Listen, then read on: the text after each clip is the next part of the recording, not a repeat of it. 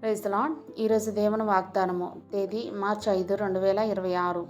మొదటి సమూయేలు గ్రంథము 2వ అధ్యాయం 30వ వచనము.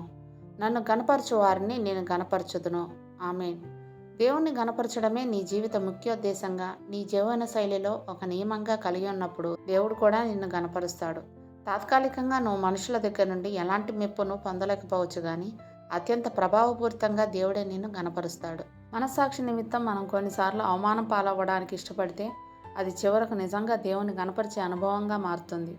ఏలీ తన కుటుంబాన్ని దేవుని మార్గంలో సరిగ్గా నడిపించకపోవడం వల్ల యెహోవా నామాన్ని దూషణ పాలు చేసినట్లయింది.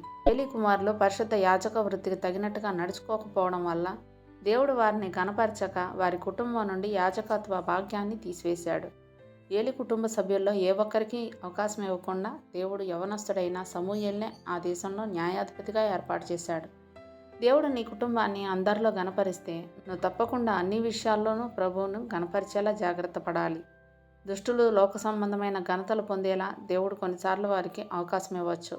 అయితే తన యందు పరిశుద్ధమైన విధేయత కలిగిన వారికి నిజమైన ఘనత కలిగేటట్టు దేవుడే జాగ్రత్త తీసుకుంటాడు. అంతేకాదు మహిమ, మెప్పు, అక్షయతలను తన వారికి ఇవ్వడానికి ఆయన దాచి ఉంచాడు. దేవుడిచ్చిన ఈ వాగ్దానాన్ని స్వతంత్రించుకొని ఆయన కృతజ్ఞతాస్తుతులు చెల్లించుకుందాం.